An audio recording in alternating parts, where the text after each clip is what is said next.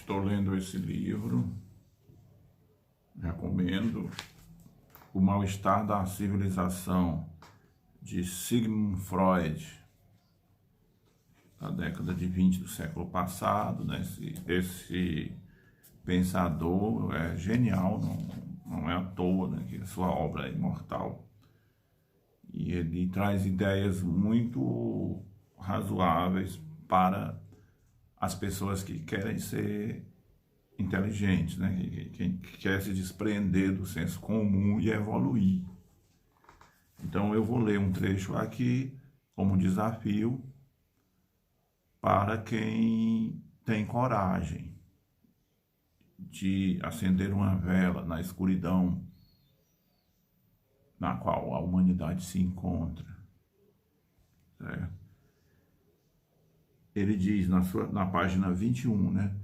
Em meu trabalho, intitulado O Futuro de uma Ilusão, estava muito menos interessado nas fontes mais profundas do sentimento religioso do que naquilo que o homem comum entende como sua religião.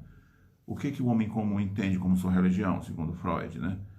O sistema de doutrinas e promessas que por um lado, lhe explicam os enigmas deste mundo como perfeição invejável e que, por outro, lhe garantem que uma providência cuidadosa velará por sua vida e compensará numa existência futura de qualquer frustrações que venha experimentando aqui.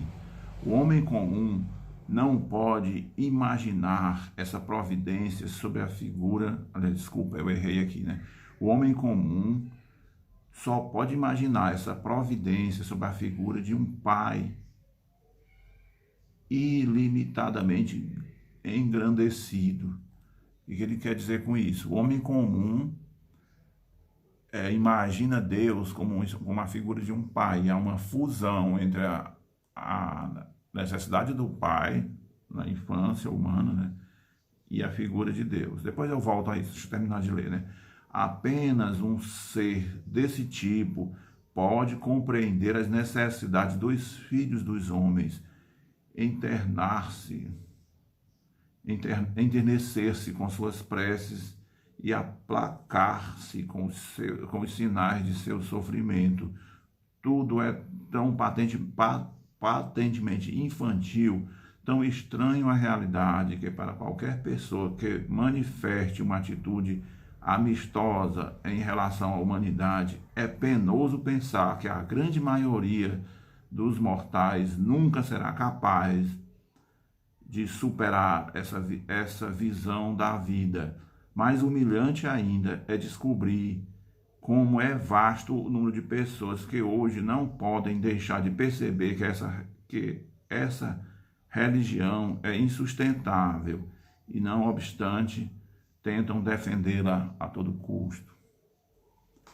Ele está falando da origem das religiões, certo? Vou fazer uma explicação rápida.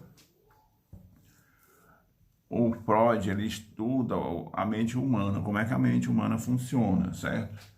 E ele divide a mente em 3 pressupostos. Vou tomar essa referência aqui, ó. Esta parte laranja aqui, mais externa, é o eu, né? O consciente. Essa parte aqui, marrom, é o subconsciente. E essa parte escura, o negra, né, é o inconsciente. Se você tem, por exemplo, 30 anos de vida, então toda a sua experiência de vida está armazenada aqui no inconsciente.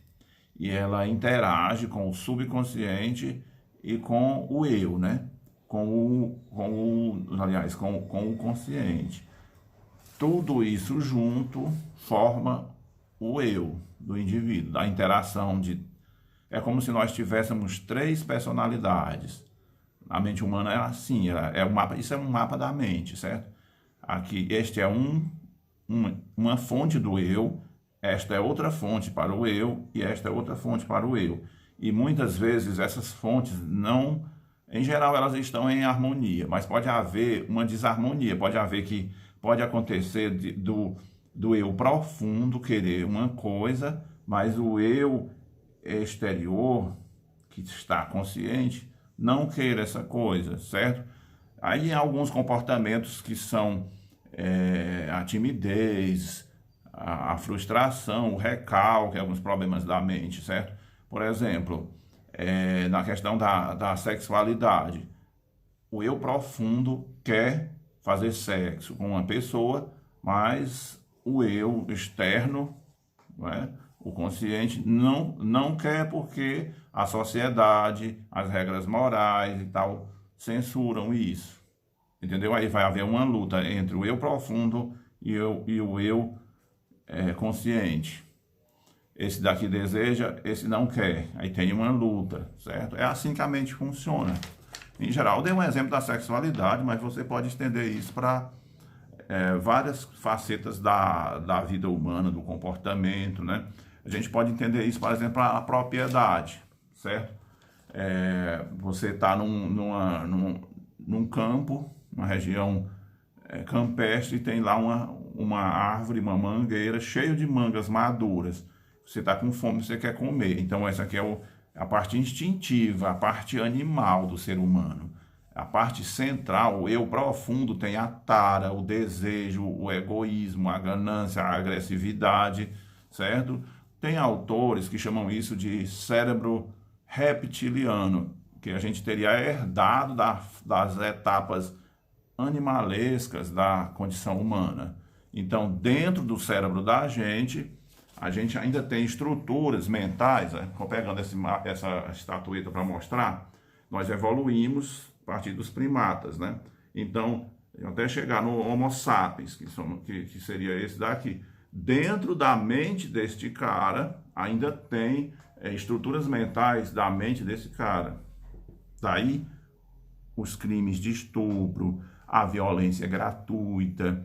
Não é toda vez que um ser humano se comporta como um animal, ele está sendo dominado por impulsos que vêm do cérebro reptiliano, do cérebro desse indivíduo aqui, que a gente ainda traz na nossa estrutura mental.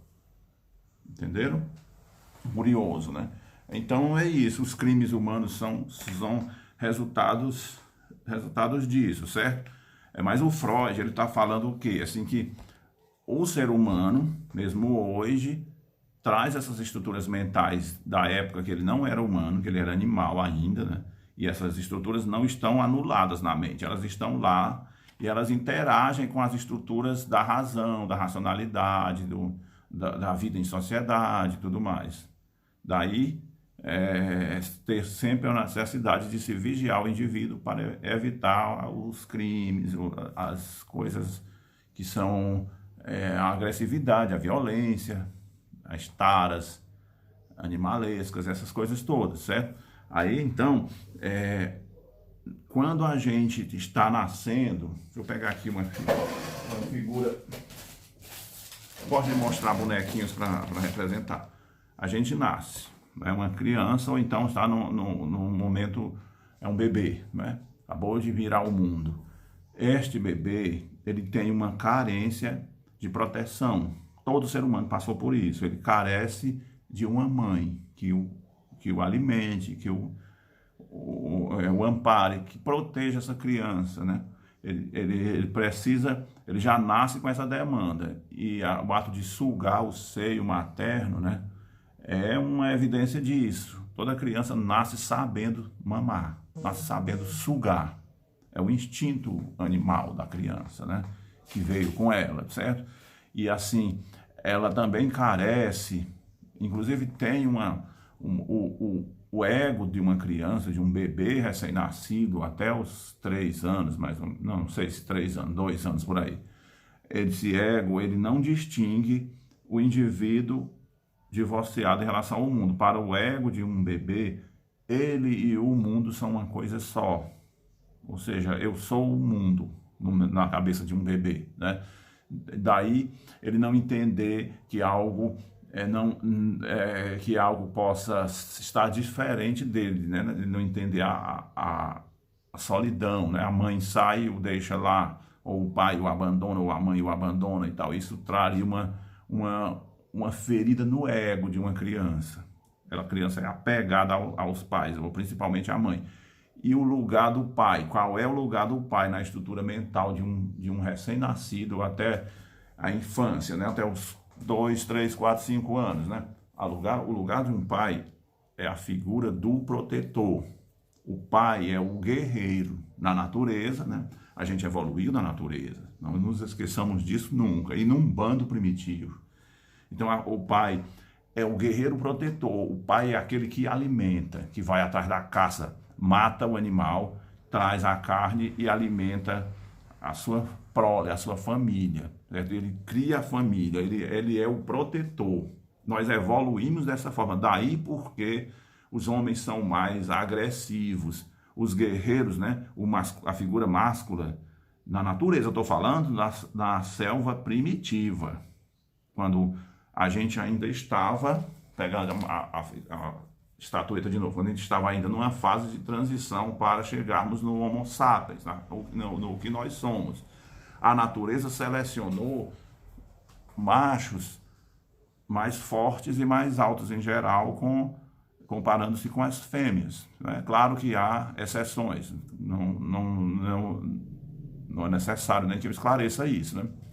Há exceções, mas no geral os homens são preparados para serem defensores, para serem agressores, para agredir as ameaças que podem vir para a sua prole.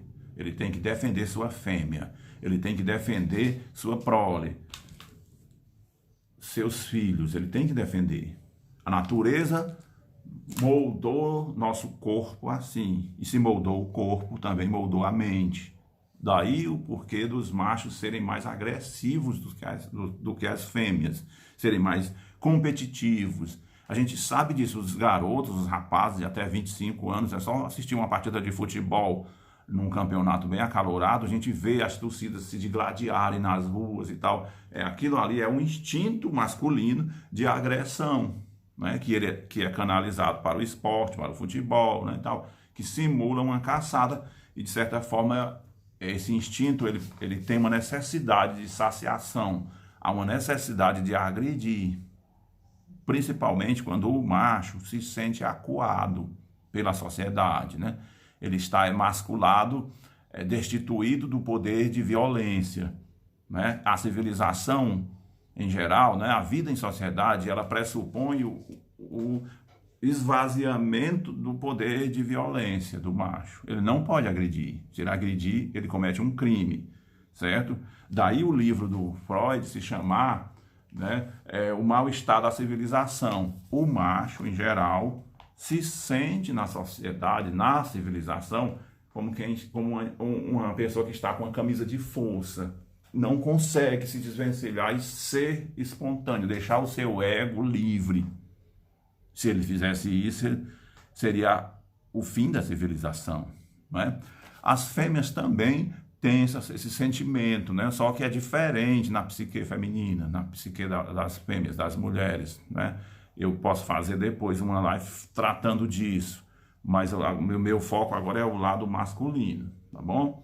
Entendendo a perspectiva evolutiva a partir da obra de Freud pelo lado masculino, né? Então, assim, o macho, um predador, um guardião, o defensor, aí a civilização esvazia nele essas características, certo? Ele não protege ninguém, desempregado, ele não supre a família, ele não alimenta a prole, não alimenta a mulher dele, a fêmea dele, né?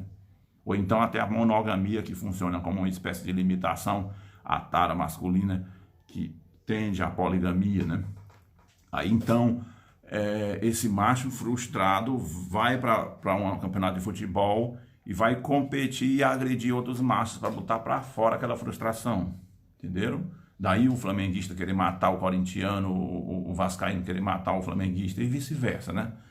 Essa luta toda das torcidas, ela é um reflexo da frustração interior dos machos que querem botar para fora a frustração diante da impossibilidade deles realizarem plenamente o seu egoísmo, que é dominar, que é agredir, que é abusar, né, sexualmente, a fazer um monte de loucura que na fase animal a gente fez no passado, tá bom?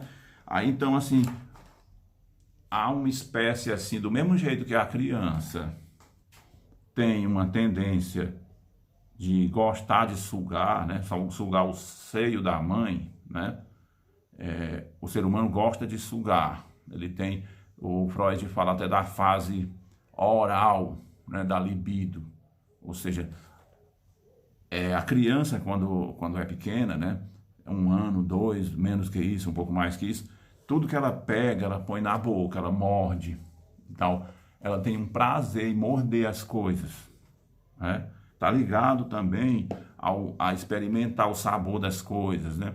Tá ligado ao se colocar no mundo, ao sugar o seio, a criança tem uma satisfação prazerosa, semelhante ao prazer sexual. A criança que está mamando, ela está tendo quase um contato sexual nesse sentido. Entendam isso, por favor. Isso da estrutura mental humana. Não me venha aqui deturpar minhas palavras, tá bom? Então ela tem essa vinculação. Na vida adulta, todos nós ainda mantemos essa necessidade de sugar viva, só que menor proporção, né? Claro. Daí o desejo de beijar na boca da pessoa que você gosta, né? Ou do parceiro, do namorado, da namorada, não é? Os casais em geral, né? Se afagarem, o homem ter o desejo de sugar o seio da namorada ou da amante, né? E o desejo de fazer sexo oral, né?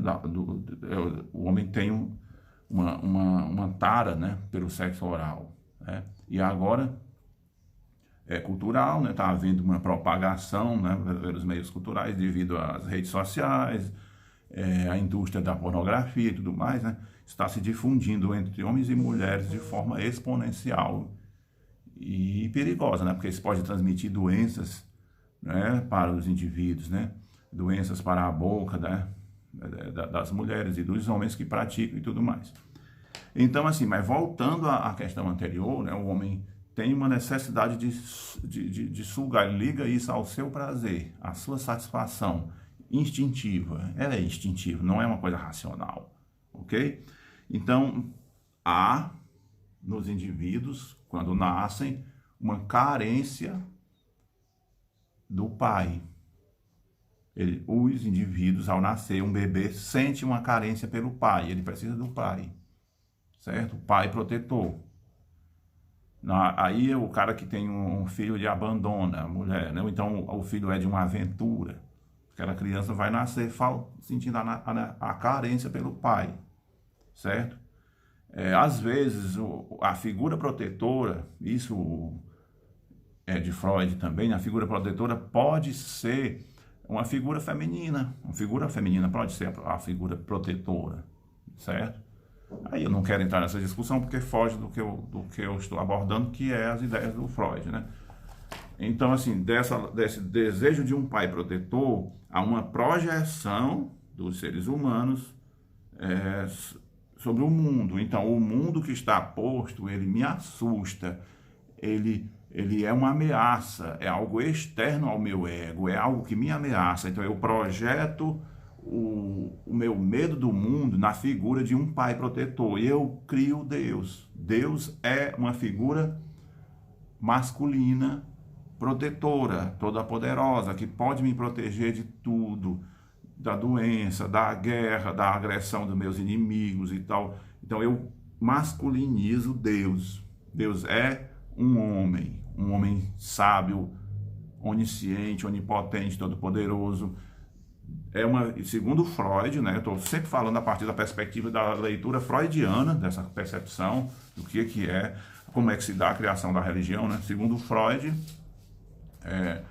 a religião nasce dessa maneira, da carência paterna, da necessidade dos seres humanos em sociedades primitivas transferirem o medo do mundo para uma figura que eles materializam num super pai, por exemplo, né? O super pai, o guerreiro-chefe do bando, o guerreiro valente que protege dos leões, que protege dos inimigos, que protege da chuva, do sol escaldante, que protege dos perigos que estão à sua volta. Então aí, a partir da cultura, né, esta figura máscula de Deus, que é uma projeção da figura paterna, né, se projeta na natureza e ela ganha superpoderes e vão por sedimentação, né? A linguagem e a evolução cultural, ela vai criando outros atributos, vai masculinizando, vai atribuindo outras coisas até criar uma história, criar um nome, né? Zeus, Odin, Alá, Jeová, Buda, são figuras masculinas que são super pais, projeção do desejo de um pai protetor da psique humana. É a concepção de Freud, certo? E ele acha que a figura de Deus, né, a figura desse Deus como sendo uma projeção, um superlativo, né, um superlativo, desculpa, da figura do pai protetor, né? Ele acha que as religiões são explicações infantis para o mundo. Ele não está falando, entenda, cara, pensa um pouco antes de me censurar, sabe? De censurar o Freud, né? Ele não está falando que Deus não existe. O Deus que criou tudo, que está no mundo, o Deus de Spinoza, que está na natureza, que está no Big Bang, que é o universo, não tem nada a ver com a religião, na concepção, né? Ele não está negando um princípio criador, uma força misteriosa por trás da criação do universo. Ele está dizendo que as religiões são projeções humanas da figura do pai protetor, a necessidade de proteção. E isso vira uma instituição, depois constrói-se como uma forma de governo, certo? Aí os sacerdotes, os pajés, os feiticeiros ganham poder por manobrar a natureza e serem porta-vozes dessas figuras divinas, né?